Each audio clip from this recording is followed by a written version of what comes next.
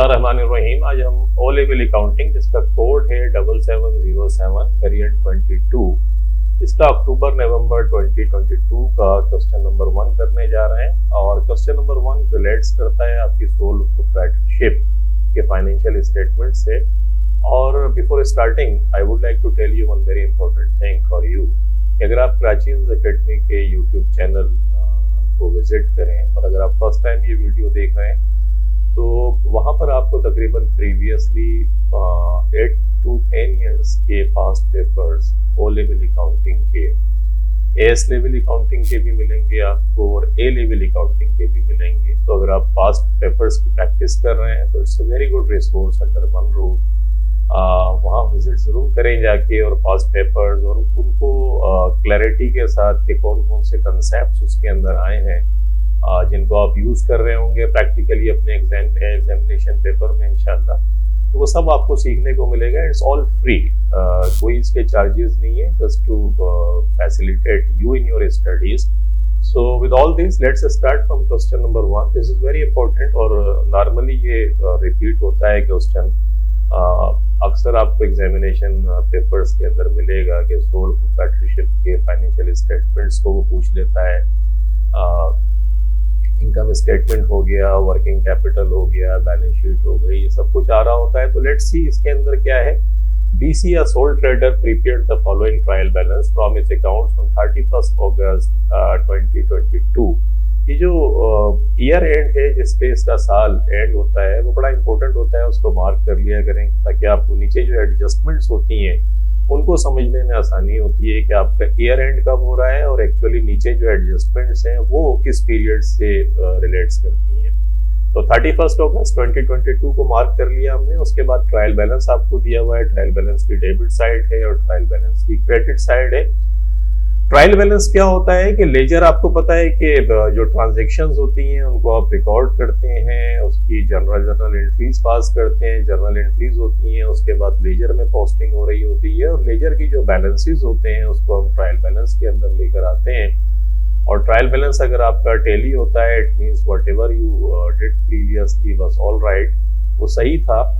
और इसके अंदर जो इम्पोर्टेंट चीज़ होती है ट्रायल बैलेंस तो बना लिया आपने। उसके बाद आगे जब हम आते हैं और फॉर योर कन्वीनियंस और आसानी के लिए मैं बताऊं कि आपके मल्टीपल चॉइस के जो पेपर होता है उसमें एक बड़ा फेवरेट क्वेश्चन है एग्जामिनर का। वो आपसे पूछता है कि ये बुक कीपिंग और अकाउंटिंग के अंदर डिफरेंशिएट करें और बताएं क्या होता है। तो दिस इज़ वेरी इंपॉर्टेंट कि ट्रायल बैलेंस तक जितनी भी चीज़ें बन रही होती हैं ये सब बुक कीपिंग में आती हैं। और इससे आगे जब जाते हैं आप और आगे जाने के बाद income statement, balance sheet, interpretation of financial statement या डिफरेंट किस्म की रेशोज आप निकाल रहे होते हैं। तो ये सब कुछ जो होता है और रिपोर्टिंग जितनी कर रहे होते हैं ये सब आपका अकाउंटिंग के अंदर आता है। तो बुक कीपिंग को मार्क कर लें अपने पास के ट्रायल बैलेंस तक जितनी भी चीज़ें हैं वो सब बुक कीपिंग में आती हैं और उससे आगे जो कुछ आप कर रहे होते हैं वो सब अकाउंटिंग के अंदर आता है। तो इसके बाद देखिए इसने डेबिट बैलेंस और क्रेडिट बैलेंसेस आपको दिए हुए हैं। इसके अंदर बड़ा इंपॉर्टेंट एक चीज़ ये होती है, you need to understand one very important thing. You need to identify the nature of the accounts के उसकी नेचर क्या है। नेचर का मकसद क्या हो गया, वेदर इट्स एन एसेट है। वो एसेट क्या होता है जो आपको प्रोबेबल इकोनॉमिक बेनिफिट्स पहुंचाएगा, वो आपका एसेट होता है। आपकी वो लाइबिलिटी है, liability means which you have to pay off, जिसको आपको पे करना है। आपने क्रेडिट के ऊपर कुछ लिया है, कोई ट्रांजेक्शन्स की है। और या फिर आपका एक्सपेंस है जिसका बेनिफिट्स आपको मिल गया है। एक्सपेंस क्या होता है कि जिसका इकोनॉमिक बेनिफिट्स आपको मिल गया है वो एक्सपेंस बन जाता है। फॉर एग्जाम्पल अभी आप एंटरटेनमेंट के लिए होटल में जाते हैं, खाना खाते हैं, तो अभी पैसे आपकी जेब के अंदर है लेकिन जैसे ही आपको वो सेटिस्फैक्शन मिली, आपने खाना खाया, तो वो फिर क्या हुआ कि एंटरटेनमेंट एक्सपेंस बन गया क्योंकि आपके पास से पैसे चले गए। तो ये जो अकाउंट है जिसकी हम बात कर रहे हैं, क्या ये एक्सपेंस है, क्या ये रेवेन्यू है जिससे आपने कोई आपका कैश जनरेट हो रहा है, जिसका आप बिजनेस करते हैं, वो रेवेन्यू कहलाता है जो कुछ आप सेल्स कर रहे होते हैं। तो अगर आप आइडेंटिफाई कर लेते हैं अपने अकाउंट्स को तो लाइफ बड़ी सिंपल हो जाती है इसके अंदर, क्योंकि आपको पता होता है कि इनकम स्टेटमेंट। अब लेट्स सी इसके अंदर देखते हैं कि वो मांगता क्या है आपसे रिक्वायरमेंट के अंदर। तो कहता है prepare the income statement of BC for the year ended 31 August 2022 की आपको इनकम स्टेटमेंट बनानी है।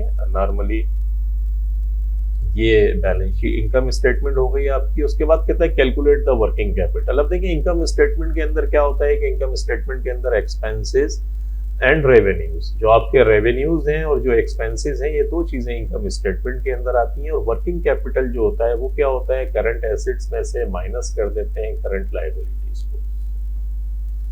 तो अगर चार चीजें आपको समझ में आ जाती हैं, आपको एक्सपेंस समझ आ जाता है, आपको रेवेन्यू समझ में आ जाता है, आपको करंट एसेट समझ में आ जाते हैं, करंट लायबिलिटी समझ में आ जाती है, तो रेस्ट इज ओके। फिर तो कुछ भी नहीं है, आपको सिंपल फिगर्स ही लिखनी है इसके अंदर लाके। और इनकम स्टेटमेंट का एक फॉर्मेट होता है, वो आपने डेफिनेटली, आप ये वीडियो देख रहे हैं तो आप प्रैक्टिस कर रहे हैं, आपको पता होगा इनकम स्टेटमेंट का एक फॉर्मेट है, हम लेकर चलते हैं, अभी हम देखते हैं उसको। तो उस फॉर्मेट के अंदर आप फिगर्स डालेंगे, इनकम स्टेटमेंट बन जाएगी, करंट एसेट्स में से करंट लायबिलिटी को माइनस कर देंगे तो आपकी वर्किंग कैपिटल आपका हो जाएगा। देखिए करंट एसेट्स क्या होते हैं, एसेट्स तो हर वो चीज जो आपको इकोनॉमिक बेनिफिट्स पहुंचाती है वो एसेट्स है। करंट एसेट्स वो हैं जो विद इन अ ईयर आपको इकोनॉमिक बेनिफिट्स जो एसेट्स पहुंचाएंगे वो आपके करंट एसेट्स होते हैं। फॉर एग्जांपल अकाउंट रिसीवेबल हो गया, प्रीपेड इंश्योरेंस है, प्रीपेड टाइप की चीजें भी विद इन अ ईयर होती हैं। कोई एक्रूड लायबिलिटी है आपकी, विद इन अ ईयर आपको पे ऑफ करनी है, वो फिर लायबिलिटी आपकी हो जाएगी। और करंट लायबिलिटी जैसे मैं बता रहा हूँ कि वो होती है जो विद इन अ ईयर पे ऑफ करनी होती है। तो करंट एसेट्स क्या हो गए, करंट एसेट्स वो हो गए जो विद इन अ ईयर आपको इकोनॉमिक बेनिफिट्स पहुंचाएंगे, और करंट लायबिलिटी वो जो विद इन अ ईयर की स्पेसिफिकेशन याद रखिएगा। तो अब हम आते हैं, समझ में हमारी आ गया कि क्या होता है ये। अब हम देखते हैं बैलेंसेस क्या है। परचेज क्या है, परचेज आपको पता है, आप परचेजेस खरीदते हैं फिर उसको सेल कर देते हैं प्रॉफिट पे, तो some type of cost account है ये। और कॉस्ट या एक्सपेंस, कॉस्ट क्या होता है, जब ये बिक जाएगा तो एक्सपेंस बन जाएगा। अगर हम बिगर टर्म के अंदर बात करें तो ये कॉस्ट हो गई, और कॉस्ट जितनी भी होती है और रेवेन्यूज होते हैं वो सब मैंने बताया इनकम स्टेटमेंट के अंदर जाते हैं। तो इसका मकसद है परचेजेस इनकम स्टेटमेंट का आइटम हो गई, आपको पता है। रेवेन्यूज तो आपको अपने नाम से ही बता रहा है कि ये सेल्स करके जनरेट करा है, ये भी इनकम स्टेटमेंट के अंदर आ गई। सेल्स रिटर्न जो है वो सेल्स जो आपने की थी, रेवेन्यू जो है वो सेल्स है।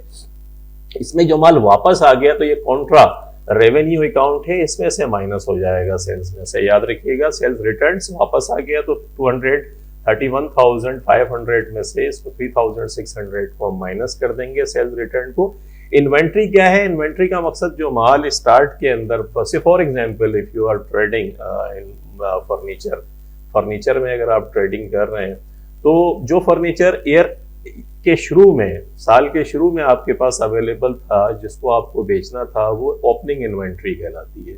ओपनिंग इन्वेंट्री में हम परचेजेस को प्लस कर देते हैं और एंडिंग इन्वेंट्री को माइनस कर देते हैं, तो हमारे पास कॉस्ट ऑफ गुड्स सोल्ड या कॉस्ट ऑफ सेल्स आ जाता है।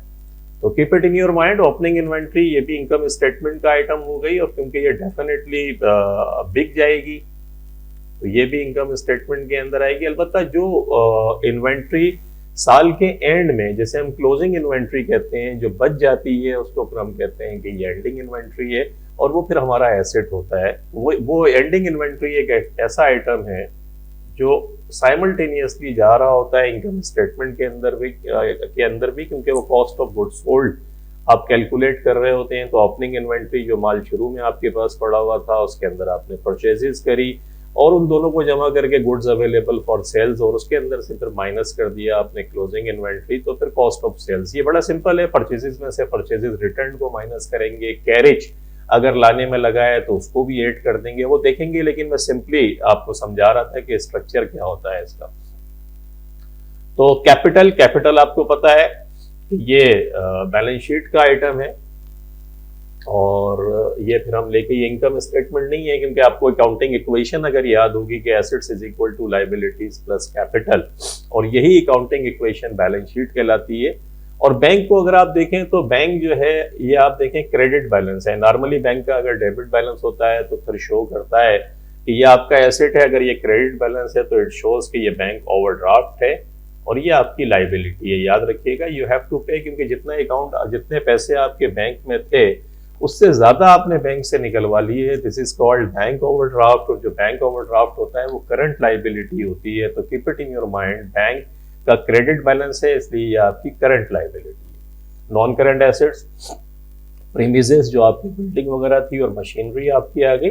और provision for depreciation 28,400। Provision for depreciation का मकसद है कि ये एसेट अब तक इतना इस्तेमाल हो चुका है, तो अगर 52,000 में से मैं 28,400 को माइनस कर दूं, क्योंकि ये इसमें से माइनस होता है तो इसकी बुक वैल्यू, याद रखिएगा कि जब किसी नॉन करंट एसेट्स को क्या होते हैं, वो होते हैं कि जिनका बेनिफिट्स आपको मोर देन 1 ईयर मिलेगा, तो उसे हम नॉन करंट एसेट्स कहते हैं। मशीनरी है, मशीनरी का प्रोविजन फॉर डेप्रिसिएशन, मशीनरी का मकसद ये हुआ कि इतनी मशीनरी आपने यूज कर ली तो जो बुक वैल्यू है किसी भी नॉन करंट एसेट्स में से उसके प्रोविजन फॉर डेप्रिसिएशन को जितना वो इस्तेमाल हो चुका है उसको माइनस कर देते हैं, तो फिर उसकी बुक वैल्यू आती है। और बुक वैल्यू आपके पास कितनी आ गई? बुक वैल्यू आ गई 23,600। Keep it in your mind, 23,600 ये आपके पास आ गया। उसके बाद है कमीशन रिसीवेबल। देखिए कमीशन रिसीवेबल क्रेडिट साइड के ऊपर लिखा हुआ है। जब ये क्रेडिट साइड के ऊपर लिखा हो तो इसका मकसद है ये कमीशन इनकम है। अगर ये डेबिट साइड के ऊपर लिखा हुआ आता तो हम कहते हैं कमीशन रिसीवेबल, क्योंकि रिसीवेबल से अक्सर बच्चे कंफ्यूज हो जाते हैं। तो ये बड़ा इंपॉर्टेंट है कि ये क्रेडिट साइड पर लिखा हुआ है, इसका मकसद है कमीशन इनकम, जो हमने कमीशन अर्न किया और वो हमें रिसीव हुआ, कमीशन इनकम हो गई है हमारी, इसको रिसीवेबल कहते हैं। क्रेडिट साइड के ऊपर है तो याद रखिएगा। और ये भी अगेन इनकम स्टेटमेंट के अंदर जाएगा, क्योंकि ये आपकी इनकम है। you may be doing a very different thing in a business. For example, ये ट्रेडिंग बिजनेस है, सोल प्रोप्राइटरशिप है, ये माल खरीदता है और माल को बेच देता है। What ever business he is doing, अगर ये फर्नीचर का बिजनेस कर रहा है, हम एज्यूम करते हैं, तो फर्नीचर खरीदता है, उस पर प्रॉफिट रखकर बेच देता है। लेकिन साइमल्टेनियसली ये क्या कर रहा है, कमीशन के ऊपर भी काम करता है। तो ये अदर इनकम इसकी हो गई। अदर इनकम का मकसद है आप जब कोई काम कर रहे होते हैं तो maybe you are doing many different things. जो आपका मेन बिजनेस है उसके अलावा भी आप बहुत कुछ कर सकते हैं। तो जो आपका कोर बिजनेस है उसके अलावा आप जो कुछ कर रहे हैं वो फिर आपकी अदर इनकम कहलाती है। तो ये इसकी अदर इनकम आ जाएगी, कमीशन इनकम जो हमने देखा। ट्रेड रिसीवेबल, इसको इतना पैसा जो है ट्रेड से लेना है और आई थिंक अच्छा खासा अमाउंट है अगर हम देखें तो। इसका मकसद ये हुआ कि ट्रेड रिसीवेबल ये आपके करंट एसेट्स हो गया। क्या हो गया? ये आपका करंट एसेट्स है जो with in a year probably आपको मिल जाएगा कस्टमर से, तो इसको हम करंट एसेट कहते हैं। ये ध्यान में रखिएगा आपने, ये करंट एसेट्स। उसके बाद ट्रेड पेएबल आ गया आपका। ट्रेड पेएबल का मकसद है जो आपने परचेजेस करी हैं, क्रेडिट पर खरीदी और उसको माल वापस पैसे देने हैं, तो ये फिर आपकी करंट लायबिलिटी कहलाती है। इसको भी ध्यान के अंदर रखिएगा। डिस्काउंट अलाउड का मकसद ये हो गया कि ये वो डिस्काउंट है जो आपने कस्टमर को दिया, it's some sort of expense, कि आप अपने बिजनेस को प्रमोट करने के लिए डिस्काउंट दे रहे हैं, तो ये इनकम स्टेटमेंट के अंदर जाएगा, एक्सपेंस हो गया ये। डिस्काउंट रिसीव्ड का मकसद हुआ कि आपके जो सप्लायर्स थे वहां से आपको डिस्काउंट मिला और जो डिस्काउंट रिसीव्ड है वो आपकी सम सॉर्ट ऑफ इनकम हो गई। और डिस्काउंट रिसीव्ड, ये आपने डिस्काउंट रिसीव किया तो ये भी इनकम स्टेटमेंट के अंदर चला जाएगा। इसको याद रखिएगा, जितने एक्सपेंस और इनकम है वो सब इनकम स्टेटमेंट का पार्ट बनेंगे। इसकी ट्रीटमेंट क्या करेंगे वो हम देख लेते हैं अभी। इंश्योरेंस जो है वो कितना है आपके पास? 19,600 का इंश्योरेंस आ गया आपके पास, और 9,600 का इंश्योरेंस है। रिपेयर्स आपकी आ गई 12,400, सैलरीज है आपकी 53,000, ये सब एक्सपेंस हैं सारे के सारे। और रेट्स आ गए। रेट्स का मकसद है टैक्सेस जो आपके हैं। और कैरेज इनवर्ड का मकसद क्या हुआ कि कैरेज इनवर्ड कहाँ चला जाता है? परचेजेस के अंदर ऐड हो जाएगा जाके। आपको मैंने बताया था अभी, कैरेज इनवर्ड जो परचेजेस को लाने में ट्रांसपोर्टेशन आपको पे करनी पड़ी, रेट्स के माने टैक्सेस के हैं। और ये आपने देखा कि ये सारे एक्सपेंस हैं जो इनकम स्टेटमेंट का पार्ट बनेंगे, इनकम स्टेटमेंट के अंदर चले जाएंगे ये सारे के सारे। और अब आते हैं हम आगे की तरफ। एडिशनल इन्फॉर्मेशन क्या है? एडिशनल इन्फॉर्मेशन के अंदर ये कहता है closing inventory at 31 August 2022 was valued at 12,000। अब ये क्लोजिंग इन्वेंट्री, जैसे मैं बता रहा था कि वो माल जो बिकने से बच जाता है उसको हम क्लोजिंग इन्वेंट्री कहते हैं। और ये साइमल्टेनियसली इनकम स्टेटमेंट के अंदर भी जाएगी। कॉस्ट ऑफ गुड्स सोल्ड का, कॉस्ट ऑफ सेल्स का पार्ट बनेगी। और फिर करंट एसेट भी है ये हमारा, तो ये हमारा करंट एसेट भी है और ये हमारे साथ इनकम स्टेटमेंट के अंदर भी जाएगी, जो हमें याद रखने की चीज है। उसके बाद आते हैं commission received of $800 was owing at 31 August 2022 बस ओइंग का मकसद हुआ कि कमीशन रिसीव्ड का मकसद, इससे आप ये नहीं समझिएगा कि कमीशन रिसीव्ड हो गया, क्योंकि ओइंग का लफ्ज आगे आ रहा है, इट शोज के commission earned, however we have to receive it. So इसका मकसद है करंट एसेट भी है आपका, क्योंकि विद इन ए ईयर ये पैसे प्रोबेबली आपको मिल जाएंगे। This is your current asset, और साइमल्टेनियसली ये आपकी इनकम का पार्ट भी बनेगा, क्योंकि ये आपने अर्न कर लिया है। रिसीव अभी in term of receive means earn, लेकिन receive in term of cash आपके पास अभी तक नहीं हुआ है, तो ये रिसीवेबल है, करंट एसेट्स है, आपकी वर्किंग कैपिटल का पार्ट बनेगा जो हम देख कर आ रहे हैं, और फिर उसके बाद इनकम स्टेटमेंट के अंदर भी चला जाएगा ये, तो इसको ध्यान में रखें। The balance shown for salaries covers for the 11 months to 31st July 2022. The balance shown for salaries covers the 11 months to 31st July 2022, and now we are in August 2022। तो इसका मतलब जुलाई के बाद अगस्त आता है, तो 11 months का ये सैलरी जो आपको नजर आ रही है 53,900, ये एक्चुअली 11 months की है। तो 11 months को अगर मैं सिंपल इसको डिवाइड कर दूं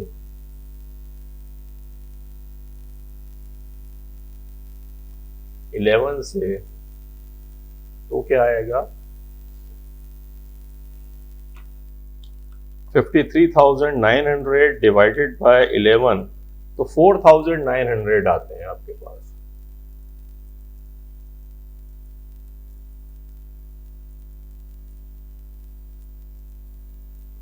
ये 4,900 का मकसद हुआ कि यही 4,900 की सैलरी जो है आपकी, ये करंट लाइबिलिटी भी बन जाएगी जाके। ये करंट लाइबिलिटी क्यों बनेगी? इसलिए करंट लाइबिलिटी बनेगी क्योंकि विद इन नेक्स्ट ईयर आपको ये पे करना है अपने एम्प्लॉइज को, और ये जो 4,900 है वो इसके अंदर प्लस हो जाएगा। क्यों प्लस होगा? क्योंकि ये 11 मंथ्स की सैलरी है, इसके अंदर ये 4,900 अगर मैं प्लस कर दूं तो इसका मकसद ये हुआ 58,800। तो ये 58,800 जो है ये आपके इनकम स्टेटमेंट के अंदर चले जाएंगे।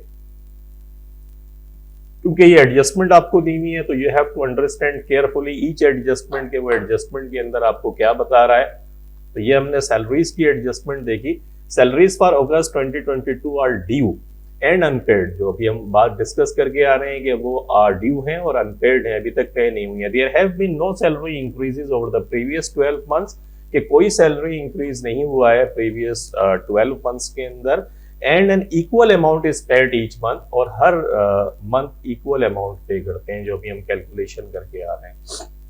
तो this is what at 31st August 2022 rates were prepaid by 300। के रेट्स क्या थे? रेट्स टैक्सेस जो है ये प्रीपेड थे 300, और प्रीपेड का मकसद है ये करंट एसेट आपके हो गए, ये आपका करंट एसेट हो गया। प्रीपेड रेट्स आपके प्रीपेड हैं, और ये अगर ऊपर में रेट्स जाकर देखूं तो रेट्स हैं 6,000। ये 6,000 में से ये 300 माइनस हो जाएंगे यहाँ पे,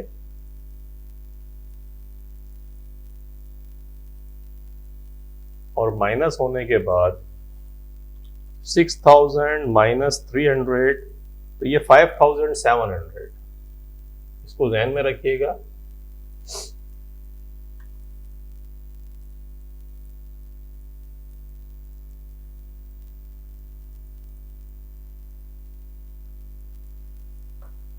ये 5,700 हो गया। उसके बाद आगे हैं the insurance include 700 covering A private insurance premium for BC. BC जो सोल ट्रेडर है, ये 700 इंश्योरेंस एक्चुअली बिजनेस का नहीं है बल्कि उसका प्राइवेट इंश्योरेंस है। तो जब प्राइवेट है तो उसकी ड्राइंग के अंदर जाएगा। अभी जो इंश्योरेंस आपको नजर आ रहा है 9,600, इसमें से ये 700 माइनस हो जाएंगे, और ये 700 आपके माइनस हो जाएंगे यहाँ से इंश्योरेंस में से। इसको ध्यान में रखिएगा आपने। The repairs included $4,000 that related to a new attachment for machinery. The repairs included $4,000 that related to a new attachment for machinery.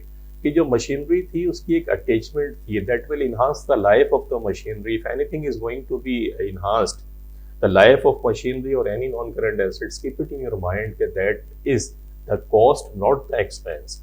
तो जो रेपियर है, रेपियर में आपने $4,000 शामिल करे हुए हैं, हालांकि वो कॉस्ट है, मशीनरी की, उसको मशीनरी में प्लस होना चाहिए, क्योंकि न्यू अटैचमेंट है। मशीनरी के साथ कोई नई अटैचमेंट करी जो मशीनरी की वैल्यू में इजाफा कर रही है, उसकी लाइफ बढ़ाएगी, उसकी उसकी जो यूटिलिटी है उसमें इजाफा करेगी, और इसलिए उसको उसकी कॉस्ट में शामिल करेंगे। तो 4000 हम क्या करेंगे, रेपियर में से, ये 12,400 में से 4000 हम माइनस कर देंगे,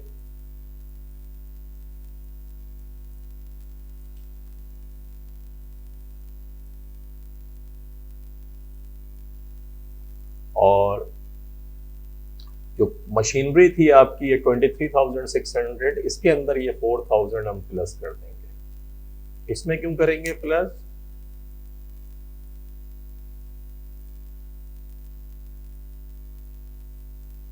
तो 27,600 ये आपका आ गया यहाँ पे 23,600। ये आपका क्या हो गया, 27,600 ये आपकी मशीनरी की कॉस्ट हो गई जो आपने समझी। उसके बाद आगे कहता है कि machinery is to be depreciated at the rate of 20% per annum by the reducing balance method के रिड्यूसिंग बैलेंस मेथड से ये करते हैं। A full years depreciation is charge regardless of the date of any purchases के full year का depreciation charge होगा किसी भी तारीख को आप खरीदें। तो जो न्यू अटैचमेंट थी मैंने इसीलिए उसके अंदर ऐड करा, आपने जाकर देखा।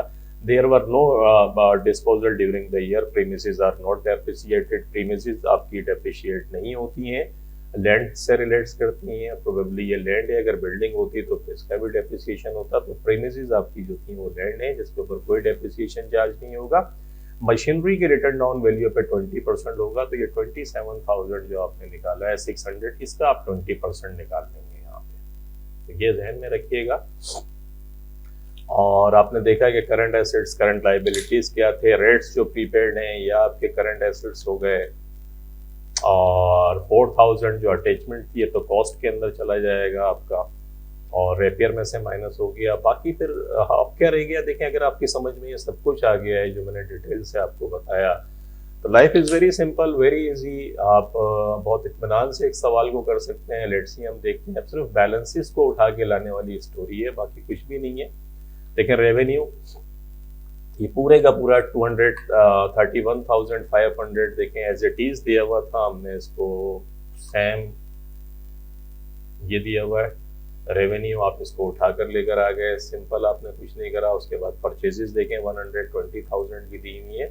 इसमें से सेल्स रिटर्न मैंने आपको बताया था कि सेल्स रिटर्न को माइनस कर दीजिएगा, तो देखें सेल्स रिटर्न आपकी 3,600। कॉन्ट्रा मैंने आपको बताया था कि कॉन्ट्रा रेवेन्यू अकाउंट है, क्योंकि सेल्स में से सेल्स रिटर्न को माइनस करेंगे, रेवेन्यू का मकसद सेल्स है, तो आपके पास नेट सेल्स आ गई। उसके बाद कॉस्ट ऑफ सेल्स आप निकालेंगे। कॉस्ट ऑफ सेल्स में मैंने ओपनिंग इन्वेंट्री आपको बताया था, परचेजेस 120,000 की दी हुई है। कैरेज मैंने आपको बताया था कि प्लस कर देते हैं जो ट्रांसपोर्टेशन लाने में लगा, तो ये आपके पास टोटल आ गया। इसमें से क्लोजिंग इन्वेंट्री आपने माइनस कर दी, ये क्लोजिंग इन्वेंट्री नीचे 12,000 दी हुई थी, आपने देखा, वो माइनस करके ग्रॉस प्रॉफिट आपके पास आ गया। ये ग्रॉस प्रॉफिट देखें, ये क्लोजिंग इन्वेंट्री माइनस करके ये कॉस्ट ऑफ सेल्स आ गई, और कॉस्ट ऑफ सेल्स रेवेन्यू में से, नेट सेल्स में से या नेट रेवेन्यू में से आपने कॉस्ट ऑफ सेल्स को माइनस किया तो ग्रॉस प्रॉफिट आपके पास आ गया। बहुत सिंपल है, सारी फिगर्स दी हुई है। कमीशन रिसीवेबल देखें 2200 ऊपर दिया हुआ था सवाल के अंदर आपको, यहाँ पे अगर आप देखें तो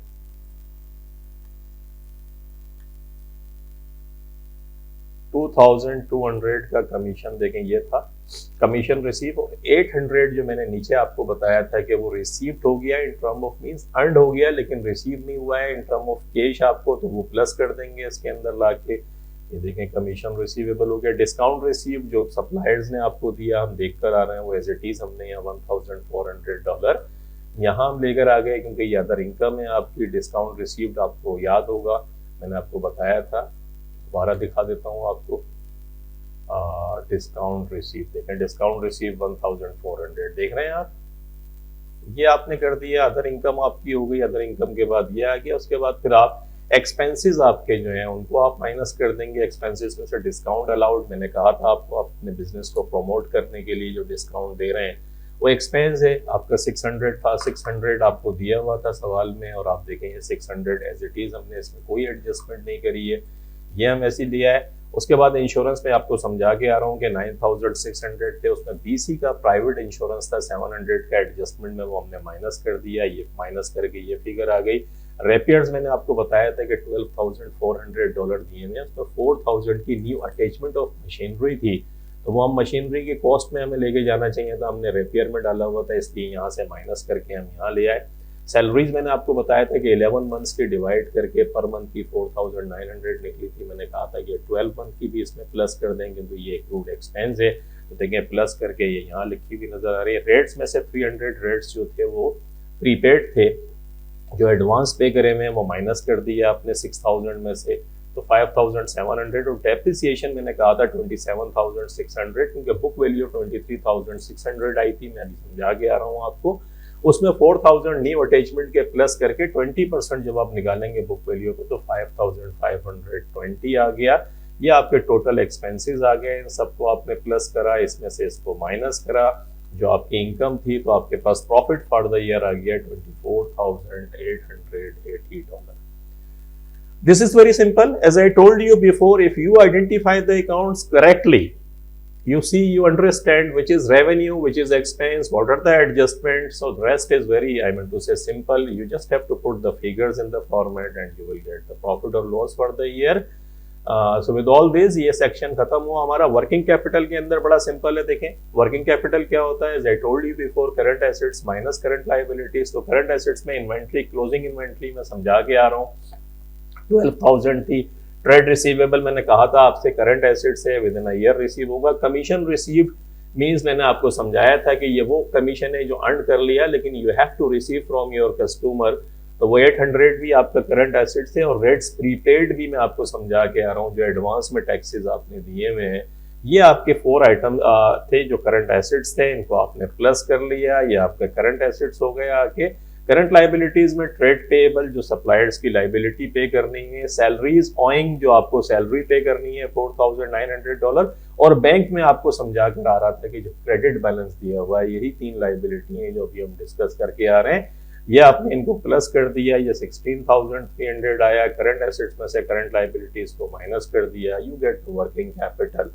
इतना वर्किंग कैपिटल इस बिजनेस को रन करने के लिए आपके पास अवेलेबल है। तो ये भी आपका क्वेश्चन कंप्लीट हुआ। आगे देखते हैं वो क्या कहता है।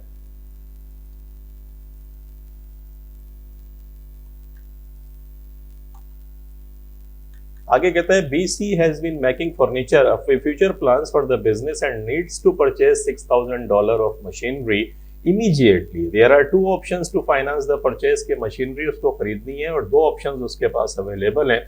ऑप्शन 1 क्या है, on credit with the full amount of $6,000 payable in 60 days के वो ये करे कि क्रेडिट के ऊपर जो है $6,000 ले ले इस परचेजेस मशीनरी को खरीदने के लिए।